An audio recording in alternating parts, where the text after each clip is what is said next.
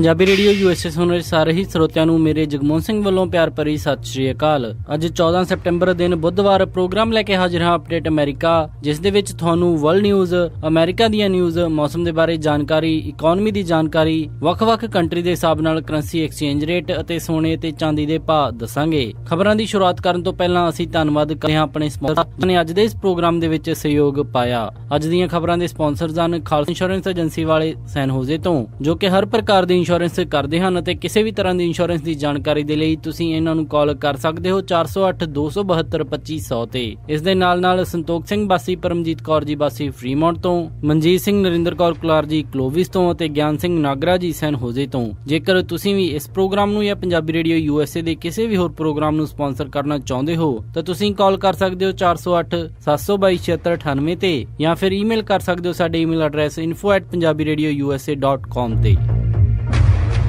ਸਭ ਤੋਂ ਪਹਿਲਾਂ ਚੋਣਵੀਆਂ ਖਬਰਾਂ। NSA ਦੇ ਫਾਰਮਰ ਮੈਂਬਰ ਐਡਵਰਡ ਸਨੋਡਨ ਨੂੰ ਮਾਫ ਕਰਨ ਲਈ ਰਾਸ਼ਟਰਪਤੀ ਬਰਾਕ ਓਬਾਮਾ ਤੇ ਲਗਾਤਾਰ ਪ੍ਰੈਸ਼ਰ ਬਣਾਇਆ ਜਾ ਰਿਹਾ ਹੈ। US ਅਤੇ ਰਸ਼ੀਆ ਸਾਂਝੀ ਤੌਰ ਦੇ ਉੱਤੇ ਸੀਰੀਆ ਦੇ ਵਿੱਚ ਸੀਜ਼ਫਾਇਰ ਨੂੰ 2 ਦਿਨ ਹੋਰ ਵਧਾਉਣਗੇ। ਰਿਪੋਰਟ ਦੇ ਵਿੱਚ ਆਇਆ ਸਾਹਮਣੇ ਕਿ ਲੀਬੀਆ ਦੇ ਵਿੱਚ ਬ੍ਰਿਟੇਨ ਦੇ ਦਿੱਤੇ ਦਖਲ ਨੇ ਆਈਸਿਸ ਨੂੰ ਦਿੱਤਾ ਜਨਮ। ਹਿਲਰੀ ਕਲਿੰਟਨ ਦੀਆਂ ਮੈਡੀਕਲ ਰਿਪੋਰਟਸ ਹੋਈਆਂ ਪਬਲਿਕ। CNN ਦੀ ਪੋਲ ਦੇ ਮੁਤਾਬਿਕ ਡੋਨਲਡ ਟਰੰਪ ਕਈ ਇੰਪੋਰਟੈਂਟ ਸਟੇਟਸ ਦੇ ਵਿੱਚ ਨਿਕਲੇ ਅੱਗੇ। ਉਬਰ ਨੇ ਹੁਣ ਪਿਟਸਬਰਗ ਸ਼ਹਿਰ ਦੇ ਵਿੱਚ ਸ਼ੁਰੂ ਕੀਤੀ ਸੈਲਫ ਡਰਾਈਵਿੰਗ ਕਾਰ। ਹੁਣ ਖਬਰਾਂ ਵਿਸਥਾਰ ਦੇ ਨਾਲ। NSA ਦੇ ਫਾਰਮਰ ਮੈਂਬਰ ਐਡਵਰਡ ਸਨੋਡਨ, ਜਿਨ੍ਹਾਂ ਨੇ ਕਿ ਕੁਝ ਸਾਲ ਪਹਿਲਾਂ NSA ਦੇ ਡਾਕੂਮੈਂਟ ਲੀਕ ਕੀਤੇ, ਜਿਸ ਦੇ ਵਿੱਚ ਇਹ ਸਾਹਮਣੇ ਆਇਆ ਸੀ ਕਿ NSA ਕਿਸ ਤਰ੍ਹਾਂ ਵੱਡੇ ਪੱਧਰ ਦੇ ਉੱਤੇ ਆਮ ਲੋਕਾਂ ਦੀ ਸਰਵੇਲੈਂਸ ਕਰ ਰਿਹਾ ਹੈ। ਇਸ ਤੋਂ ਬਾਅਦ ਦੇ ਵਿੱਚ ਐਡਵਰਡ ਸਨੋਡਨ ਨੂੰ ਰਸ਼ੀਆ ਦੇ ਵਿੱਚ ਜਾ ਕੇ ਸ਼ਰਨ ਲੈਣੀ ਪਈ ਸੀ। ਹੁਣ ਰਾਸ਼ਟਰਪਤੀ ਬਰਾਕ ਓਬਾਮਾ ਤੇ ਐਡਵਰਡ ਸਨੋਡਨ ਨੂੰ ਮਾਫ ਕਰਨ ਅਤੇ ਘਰ ਸਹੀ ਸਲਾਮਤ ਵਾਪਸ ਲਿਆਉਣ ਦੇ ਉੱਤੇ ਕਈ ਤਰਫ ਤੋਂ ਦਬਾਅ ਬਣਾਇਆ ਜਾ ਰਿਹਾ ਹੈ। ਡੈਮੋਕ੍ਰੈਟਿਕ ਪਾਰਟੀ ਦੇ ਪ੍ਰੈਜ਼ੀਡੈਂਸ਼ੀਅਲ ਕੈਂਡੀਡੇਟ ਬਣਨ ਦੀ ਰੇਸ ਦੇ ਵਿੱਚ ਰਹੇ ਬਰਨੀ ਸੈਂਡਰਜ਼, ਇਸ ਦੇ ਨਾਲ NSA ਦੇ ਫਾਰਮਰ ਮੈਂਬਰਜ਼ ਅਤੇ ਹੋਰ ਕਈ ਪਬਲਿਕ ਫਿਗਰਜ਼ ਐਡਵਰਡ ਸਨੋਡਨ ਨੂੰ ਮਾਫ ਕਰਨ ਅਤੇ ਅਮਰੀਕਾ ਦੇ ਵਿੱਚ ਵਾਪਸ ਲਿਆਉਣ ਦੀ ਮੰਗ ਕਰ ਰਹੇ ਹਨ। ਬਰਨੀ ਸੈਂਡਰਜ਼ ਨੇ ਕਿਹਾ ਹੈ ਕਿ ਐਡਵਰਡ ਸਨੋਡਨ ਨੇ ਦੇਸ਼ ਨੂੰ ਜਾਗਰੂਕ ਕਰਨ ਦੇ ਵਿੱਚ ਬਹੁਤ ਵੱਡੀ ਕੁਰਬਾਨੀ ਦਿੱਤੀ। ਉਹਨਾਂ ਨੇ ਕਿਹਾ ਕਿ ਜੇਕਰ ਉਹ ਅਜਿਹਾ ਨਾ ਕਰਦੇ ਤਾਂ ਲੋਕਾਂ ਨੂੰ ਨਹੀਂ ਪਤਾ ਚੱਲਣਾ ਸੀ ਕਿ ਸਰਕਾਰ NSA ਦੇ ਨਾਲ ਮਿਲ ਕੇ ਆਮ ਲੋਕਾਂ ਦਾ ਕਾਨੂੰਨੀ ਹੱਕ ਕਿਸ ਤਰ੍ਹਾਂ ਵਾਇਲੇਟ ਕਰ ਰਹੀ ਹੈ। ਇਹਨਾਂ ਗਰੁੱਪਸ ਦੇ ਵਿੱਚ ਬਲੈਕ ਲਾਈਵਜ਼ ਮੈਟਰ, ਕਈ ਹਾਲੀਵੁੱਡ ਐਕਟਰ, ਕਈ ਮੰਨੇ ਪ੍ਰਮੰਨੇ ਮਿਊਜ਼ੀਸ਼ੀਅਨ ਅਤੇ ਰਾਜਨੇਤਾ ਸ਼ਾਮਿਲ ਹੋ ਚੁੱਕੇ ਹਨ। ਇੱਕ ਹਿਊਮਨ ਰਾਈਟ ਐਕਟਿਵਿਸਟ ਗਰੁੱਪ ਨੇ ਵੀ ਰਾਸ਼ਟਰਪਤੀ ਬਰਾਕ ਓਬਾਮਾ ਨੂੰ ਐਡਵਰਡ ਸਨੋਡਨ ਨੂੰ ਮਾਫ ਕਰਨ ਦੇ ਲਈ ਕੈਂਪੇਨ ਚਲਾਇਆ ਹੈ। ਸਨੋਡਨ 2013 ਤੋਂ ਰਸ਼ੀਆ ਦੇ ਵਿੱਚ ਪੋਲੀਟੀਕਲ ਅਸਾਈਲਮ ਦੇ ਉੱਤੇ ਰਹਿ ਰਿਹਾ ਹੈ ਤੇ ਉਸ ਤੋਂ ਬਾਅਦ ਹੀ ਇਹ ਡਿਬੇਟ ਸ਼ੁਰੂ ਹੋਇਆ ਸੀ ਕਿ ਵੱਡੇ ਪੱਧਰ ਦੇ ਉੱਤੇ ਗਵਰਨਮੈਂਟ ਦੀ ਆਮ ਲੋਕਾਂ ਦੀ ਨਿੱਜੀ ਜ਼ਿੰਦਗੀ ਦੇ ਵਿੱਚ ਦਖਲ ਅੰਦਾਜ਼ੀ ਕਿੰਨੀ ਕੁ ਸਹੀ ਹੈ। ਉਸਨੇ ਜੋ ਡਾਕੂਮੈਂਟ ਲੀਕ ਕੀਤਾ ਸੀ ਉਸ ਦੇ ਵਿੱਚ ਇਹ ਦੱਸਿਆ ਗਿਆ ਸੀ ਕਿ US ਗਵਰਨਮੈਂਟ ਨੇ ਕਿਸ ਤਰ੍ਹਾਂ ਲੋਕਾਂ ਦੇ ਫੋਨ ਕਾਲ ਡੇਟਾ, ਉਹਨਾਂ ਦੀ ਕਾਲ ਕਰਨ ਦਾ ਟਾਈਮ, ਨੰਬਰਜ਼, ਇਹ ਸਭ ਕੁਝ ਆਪਣੀ ਕੋਲ ਰੱਖਿਆ ਹੈ। ਐਡਵਰਡ ਸਨੋਡਨ ਨੇ ਮਾਸਕੋ ਤੋਂ ਵੀਡੀਓ ਲਿੰਕ ਦੇ ਜ਼ਰੀਏ ਨਿਊਜ਼ ਕਾਨਫਰੰਸ ਦੇ ਵਿੱਚ ਬੋਲਦੇ ਹੋਏ ਕਿਹਾ ਕਿ ਜੇਕਰ ਉਹਨਾਂ ਦੇ ਨਾਲ ਫੇਅਰ ਟ੍ਰਾਇਲ ਚਲਾਇਆ ਜਾਂਦਾ ਹੈ ਤਾਂ ਉਹ ਅਮਰੀਕਾ ਆਉਣ ਦੇ ਲਈ ਤਿਆਰ ਹਨ। ਸਾਰੇ ਹੀ ਹਿਊਮਨ ਰਾਈਟਸ ਗਰੁੱਪ ਵਾਲੇ ਰਾਸ਼ਟਰਪਤੀ ਬਰਾਕ ਓਬਾਮਾ ਨੂੰ ਆਫਿਸ ਛੱਡਣ ਤੋਂ ਪਹਿਲਾਂ ਇਹ ਗੁਹਾਰ ਲਾ ਰਹੇ ਹਨ ਕਿ ਉਹ ਸਨੋਡਨ ਨੂੰ ਮਾਫ ਕਰਨ ਅਤੇ ਦੇਸ਼ ਦੇ ਵਿੱਚ ਵਾਪਸ ਲੈ ਕੇ ਆਉਣ। ਪਿਛਲੇ ਦਿਨੀ US ਅਤੇ ਰਸ਼ੀਆ ਨੇ ਮਿਲ ਕੇ ਸੀਰੀਆ ਦੇ ਵਿੱਚ ਸੀਜ਼ਫਾਇਰ ਦਾ ਐਲਾਨ ਕੀਤਾ ਸੀ। US secretary of state John Kerry ਅਤੇ ਰਸ਼ੀਆ ਦੀ ਫੋਰਨ ਮਿਨਿਸਟਰ ਸਰਗੀ ਲਾਵਰੋਵ ਨੇ ਕਿਹਾ ਕਿ ਇਸ ਸੀਜ਼ਫਾਇਰ ਨੂੰ ਹੁਣ 48 ਘੰਟਿਆਂ ਦੇ ਲਈ ਹੋਰ ਵਧਾ ਦਿੱਤਾ ਗਿਆ ਹੈ। ਸੀਰੀਆ ਦੇ ਵਿੱਚ ਇਹ ਸੀਜ਼ਫਾਇਰ ਆਮ ਲੋਕਾਂ ਦੀ ਹੋ ਰਹੀ ਦੁਰਗਤੀ ਨੂੰ ਰੋਕਣ ਦੇ ਲਈ ਕੀਤਾ ਗਿਆ ਸੀ, ਕਿਉਂਕਿ ਹੋ ਰਹੀਆਂ 에ਅਰ ਸਟ੍ਰਾਈਕਸ ਦੇ ਵਿੱਚ ਕਾਫੀ ਸੰਖਿਆ ਦੇ ਵਿੱਚ ਆਮ ਲੋਕ ਮਰ ਰਹੇ ਸਨ ਅਤੇ ਉਹਨਾਂ ਦੇ ਘਰ-ਬਾਰ ਉਜੜ ਰਹੇ ਸਨ। ਸਟੇਟ ਡਿਪਾਰਟਮੈਂਟ ਦੇ ਸਪੋਕਸਮੈਨ ਮਾਰਕ ਟੋਨਰ ਨੇ ਕਿਹਾ ਕਿ ਸੀਰੀਆ ਦੇ ਵਿੱਚ ਦੋਨੋਂ ਹੀ ਸਾਈਡ ਤੋਂ ਵਾਇਲੇਸ਼ਨ ਦੇਖਣ ਨੂੰ ਮਿਲੀਆਂ। ਉਹਨਾਂ ਨੇ ਕਿਹਾ ਕਿ ਉਹ ਸਥਿਤੀ ਦੇ ਉੱਤੇ ਪੂਰਾ ਮੋਨੀਟਰ ਕਰ ਰਹੇ ਹਨ। ਸੀਰੀਆ ਦੇ ਵਿੱਚ ਆਈਸਿਸ ਦੇ ਨਾਲ ਸੀਰੀਆ ਦੀ ਬਾਗੀ ਸੈਨਾ ਨੇ ਵੀ ਸੀਰੀਆ ਦੇ ਰਾਸ਼ਟਰਪਤੀ ਦੇ ਖਿਲਾਫ ਮੋਰਚਾ ਖੋਲ ਰੱਖਿਆ ਹੈ, ਜਿਸ ਦੇ ਕਰਕੇ ਸੀਰੀਆ ਦੇ ਵਿੱਚ ਆਮ ਲੋਕਾਂ ਦਾ ਕਾਫੀ ਜ਼ਿਆਦਾ ਨੁਕਸਾਨ ਹੋ ਰਿਹਾ ਹੈ। ਉਹਨਾਂ ਨੂੰ ਚੌਤਰਫਾ ਮਾਰ ਝੇਲਣੀ ਪੈ ਰਹੀ ਹੈ। ਸੋ ਉਮੀਦ ਇਹੀ ਕੀਤੀ ਜਾ ਰਹੀ ਹੈ ਕਿ ਕਿਸੇ ਨਾ ਕਿਸੇ ਤਰ੍ਹਾਂ ਇਸ ਸੀਜ਼ਫਾਇਰ ਦੇ ਵਿੱਚ ਇਸ ਸਮੱਸਿਆ ਦਾ ਹੱਲ ਲੱਭ ਲਿਆ ਜਾਵੇ। ਇੱਕ ਰਿਪੋਰਟ ਦੇ ਵਿੱਚ ਸਾਹਮਣੇ ਆਇਆ ਹੈ ਕਿ ਲੀਬੀਆ ਦੇ ਵਿੱਚ ਬ੍ਰਿਟੇਨ ਦੀ ਦਖਲਅੰਦਾਜ਼ੀ ਤੋਂ ਬਾਅਦ ਆਈਸਿਸ ਦਾ ਜਨਮ ਹੋਇਆ। ਇੱਕ ਰਿਪੋਰਟ ਦੇ ਵਿੱਚ ਸਾਹਮਣੇ ਆਇਆ ਕਿ ਬ੍ਰਿਟੇਨ ਦੀ ਗਲਤ ਇੰਟੈਲੀਜੈਂਸ ਅਤੇ ਗਲਤ ਅਜ਼ੰਪਸ਼ਨ ਕਾਰਨ ਕੁਝ ਅਜਿਹੇ ਫੈਸਲੇ ਲਏ ਗਏ ਅਤੇ ਇਸ ਦੇ ਉੱਤੇ ਸਿੱਧੀ ਉਂਗਲੀ ਬ੍ਰਿਟੇਨ ਦੇ ਸਾਬਕਾ ਪ੍ਰਧਾਨ ਮੰਤਰੀ ਡੇਵਿਡ ਕੈਮਰਨ ਦੇ ਉੱਤੇ ਲਾਈ ਗਈ। 2011 ਦੇ ਵਿੱਚ ਯੂਨਾਈਟਿਡ ਕਿੰਗਡਮ ਅਤੇ ਫਰਾਂਸ ਦੀਆਂ ਫੋਰਸਿਸ ਨੇ ਲੀਬੀਆ ਦੇ ਵਿੱਚ ਦਖਲਅੰਦਾਜ਼ੀ ਦਿੱਤੀ ਸੀ, ਜਦੋਂ ਉਹਨਾਂ ਨੇ ਲੀਬੀਆ ਦੇ ਲੀਡਰ ਗਦਾਫੀ ਨੂੰ ਗੱਦੀ ਤੋਂ ਲਾਉਣ ਦੇ ਲਈ ਉੱਥੇ ਆਪਣੀਆਂ ਫੋਰਸਿਸ ਭੇਜੀਆਂ। ਇਸ ਰਿਪੋਰਟ ਦੇ ਵਿੱਚ ਸਾਹਮਣੇ ਆਇਆ ਕਿ ਉਸ ਦੌਰਾਨ ਹੋਈਆਂ ਉਹਨਾਂ ਘਟਨਾਵਾਂ ਨੇ ਉੱਥੋਂ ਦੇ ਕੱਟੜਪੰਥੀ ਇਸਲਾਮਿਕ ਗਰੁੱਪਾਂ ਨੂੰ ਇਕੱਠਾ ਕਰ ਦਿੱਤਾ, ਜਿਨ੍ਹਾਂ ਨੇ ਬਾਅਦ ਦੇ ਵਿੱਚ ਆਈਸਿਸ ਦਾ ਜਨਮ ਲਿਆ।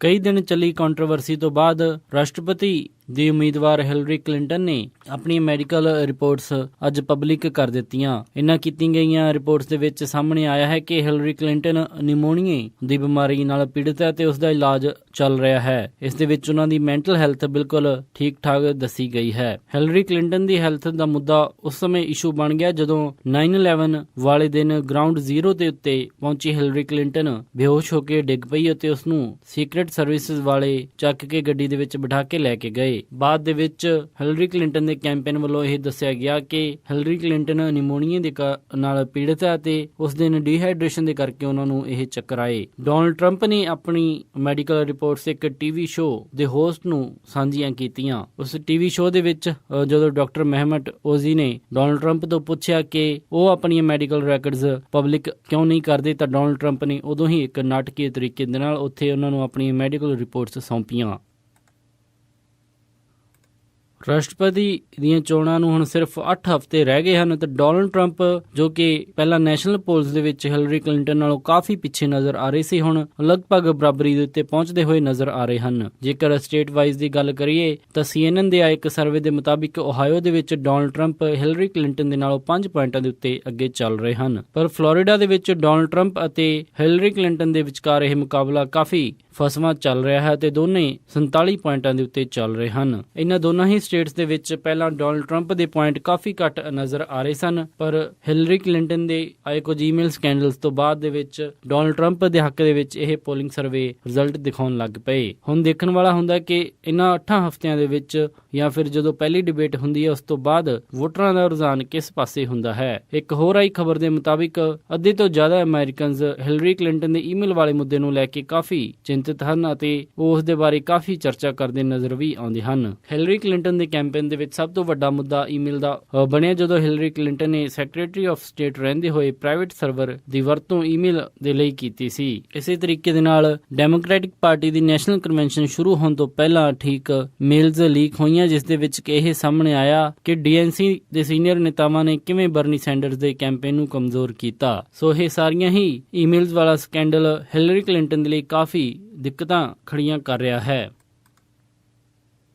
ਰਾਈਡ ਸ਼ੇਅਰਿੰਗ ਕੰਪਨੀ ਊਬਰ ਨੇ ਆਪਣੀਆਂ ਸੈਲਫ ਡਰਾਈਵਿੰਗ ਕਾਰ ਪਿਟਸਬਰਗ ਦੇ ਵਿੱਚ ਸ਼ੁਰੂ ਕਰ ਦਿੱਤੀਆਂ ਹਨ। ਪਿਟਸਬਰਗ ਦੇ ਲੋਕਾਂ ਦੇ ਲਈ ਇੱਕ ਇਤਿਹਾਸਿਕ ਮੌਕਾ ਹੈ, ਜਿਸ ਸ਼ਹਿਰ ਦੇ ਵਿੱਚ ਸਭ ਤੋਂ ਪਹਿਲਾਂ ਸੈਲਫ ਡਰਾਈਵਿੰਗ ਕਾਰ ਕਿਸੇ ਕੰਪਨੀ ਵੱਲੋਂ ਸ਼ੁਰੂ ਕੀਤੀਆਂ ਜਾ ਰਹੀਆਂ ਹਨ। ਇਸ ਦੇ ਵਿੱਚ ਕਾਰ ਦੀ ਬੋਡੀ ਟਾਪ ਦੇ ਉੱਤੇ ਕਈ ਕੈਮਰਾ ਅਤੇ ਸੈਂਸਰ ਲੱਗੇ ਹਨ, ਜਿਨ੍ਹਾਂ ਦੀ ਮਦਦ ਦੇ ਨਾਲ ਕਾਰ ਚੱਲੇਗੀ। ਇਸ ਨੂੰ ਦੇਖ ਕੇ ਸਿਟੀ ਦੇ ਵਿੱਚ ਲੋਕ ਕਾਫੀ ਉਤਸ਼ਾਹਿਤ ਵੀ ਨਜ਼ਰ ਆ ਰਹੇ ਹਨ ਅਤੇ ਇਸ ਦੇ ਵਿੱਚ ਬੈਠ ਕੇ ਰਾਈਡ ਕਰਨ ਵਾਲੇ ਕਈ ਕਸਟਮਰਜ਼ ਇਸ ਨੂੰ ਇੱਕ ਅਚੰਭਿਤ ਭਰੀਏ ਤਰੀਕੇ ਦੇ ਨਾਲ ਦੇਖਦੇ ਹਨ। ਦੱਸਿਆ ਜਾ ਰਿਹਾ ਹੈ ਕਿ ਫਿਲਹਾਲ ਇਹਨਾਂ ਕਾਰਾਂ ਦੇ ਵਿੱਚ ਕੰਪਨੀ ਦੇ 2 EMPLOYEE ਬੈਠੇ ਹੋਣਗੇ, ਜਿਨ੍ਹਾਂ ਦੇ ਵਿੱਚੋਂ ਇੱਕ ਸਟੀਅਰਿੰਗ ਤੇ ਅਤੇ ਇੱਕ ਕੰਪਿਊਟਰ ਸੌਫਟਵੇਅਰ ਦੇ ਉੱਤੇ ਨਜ਼ਰ ਰੱਖੇਗਾ, ਜੋ ਕਿ ਕਾਰ ਚਲਾ ਰਿਹਾ ਹੋਵੇਗਾ। ਕੰਪਨੀ ਇਸ ਦੇ ਜ਼ਰੀਏ ਹਰ ਤਰੀਕੇ ਦੀ ਇਨਪੁਟ ਲੈ ਕੇ ਕੰਪਿਊਟਰ ਨੂੰ ਡਰਾਈਵਿੰਗ ਸਿਖਾਉਣ ਦੀ ਕੋਸ਼ਿਸ਼ ਕਰ ਰਹੀ ਹੈ। ਹਾਲਾਂਕਿ ਇਸ ਨੂੰ ਲੈ ਕੇ ਕਈ ਸਵਾਲ ਹਜੇ ਵੀ ਉੱਠ ਰਹੇ ਹਨ ਅਤੇ ਸ਼ਹਿਰ ਦੇ ਨਿਵਾਸੀ ਕਈ ਸਵਾਲ ਉਠਾ ਰਹੇ ਹਨ, ਜਿਸ ਦੇ ਵਿੱਚ ਕਿ ਰਾਈਡਰ ਦੀ ਲੋਕੇਸ਼ਨ ਦੇ ਉੱਤੇ ਸਹੀ ਤਰੀਕੇ ਦੇ ਨਾਲ ਨੈਵੀਗੇਟ ਕਰਕੇ ਪਹੁੰਚਣਾ, ਸੜਕ ਦੇ ਉੱਤੇ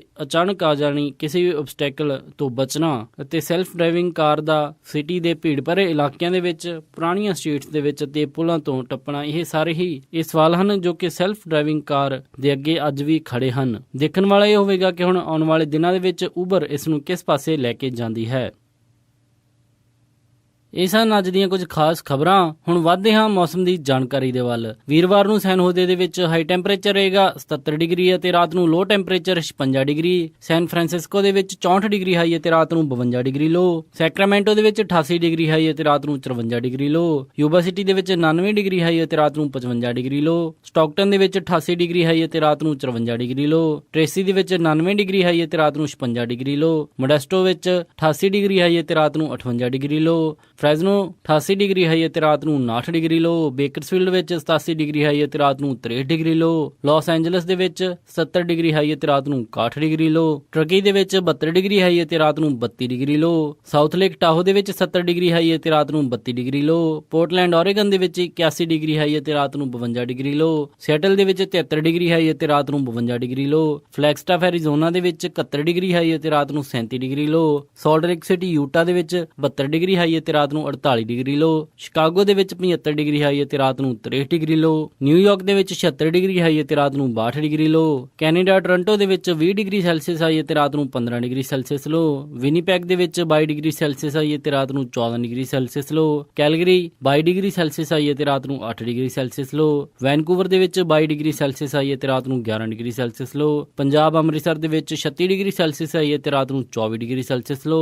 ਮੈਲਬਨ ਆਸਟ੍ਰੇਲੀਆ ਦੇ ਵਿੱਚ 15 ਡਿਗਰੀ ਸੈਲਸੀਅਸ ਹਾਈ ਅਤੇ ਰਾਤ ਨੂੰ 11 ਡਿਗਰੀ ਸੈਲਸੀਅਸ ਲੋ। ਲੰਡਨ ਦੇ ਵਿੱਚ 28 ਡਿਗਰੀ ਸੈਲਸੀਅਸ ਹਾਈ ਅਤੇ ਰਾਤ ਨੂੰ 17 ਡਿਗਰੀ ਸੈਲਸੀਅਸ ਲੋ। ਬਰਲਿਨ ਜਰਮਨੀ ਦੇ ਵਿੱਚ 26 ਡਿਗਰੀ ਸੈਲਸੀਅਸ ਹਾਈ ਅਤੇ ਰਾਤ ਨੂੰ 14 ਡਿਗਰੀ ਸੈਲਸੀਅਸ ਲੋ। ਅਤੇ ਫਰਾਂਸ ਪੈਰਿਸ ਦੇ ਵਿੱਚ 21 ਡਿਗਰੀ ਸੈਲਸੀਅਸ ਹਾਈ ਅਤੇ ਰਾਤ ਨੂੰ 12 ਡਿਗਰੀ ਸੈਲਸੀਅਸ ਲੋ ਰਹੇਗਾ। ਇਸੀ ਮੌਸਮ ਦੀ ਜਾਣਕਾਰੀ। ਹੁਣ ਵਧਦੇ ਹਾਂ ਸਟਾਕ ਮਾਰਕੀਟ ਦੀ ਇਨਫੋਰਮੇਸ਼ਨ ਦੇ ਵੱਲ। ਅੱਜ ਬੁੱਧਵਾਰ ਨੂੰ ਕਲੋਜ਼ਿੰਗ ਦੇ ਸਮੇਂ ਡਾਓ ਜੋਨਸ 31 ਅੰਕਾਂ ਦੀ ਗਿਰਾਵਟ ਦੇ ਨਾਲ 18,034.77 ਤੇ ਬੰਦ ਹੋਇਆ। ਨੈਸਡੈਕ 18 ਅੰਕ ਵੱਧ ਕੇ 5,173.77 ਤੇ ਬੰਦ ਹੋਇਆ। S&P 1 ਅੰਕ ਦੀ ਗਿਰਾਵਟ ਦੇ ਨਾਲ 2125.77 ਤੇ ਬੰਦ ਹੋਇਆ ਅਤੇ ਵਿਲਸ਼ਾਇਰ 5000 12 ਅੰਕਾਂ ਦੀ ਗਿਰਾਵਟ ਦੇ ਨਾਲ 22,101.49 ਤੇ ਬੰਦ ਹੋਇਆ। ਅੱਜ ਦਾ ਸਭ ਤੋਂ ਮਸ਼ਹੂਰ ਸਟਾਕ ਐਪਲ ਕੰਪਨੀ ਦਾ ਰਿਹਾ, ਜਿਸ ਦੀ ਕੀਮਤ 111.6 ਰਹੀ। ਕਰੰਸੀ ਐਕਸਚੇਂਜ ਰੇਟ ਦੇ ਵਿੱਚ ਇੱਕ US ਡਾਲਰ ਦੀ ਕੀਮਤ 66 ਰੁਪਏ 79 ਪੈਸੇ, ਇੱਕ ਕੈਨੇਡੀਅਨ ਡਾਲਰ ਦੀ ਕੀਮਤ 50 ਰੁਪਏ 62 ਪੈਸੇ, ਇੱਕ ਬ੍ਰਿਟਿਸ਼ ਪਾਉਂਡ ਦੀ ਕੀਮਤ 88 ਰੁਪਏ 66 ਪੈਸੇ, ਇੱਕ ਯੂਰੋ ਦੀ ਕੀਮਤ 75 ਰੁਪਏ 11 ਪੈਸੇ,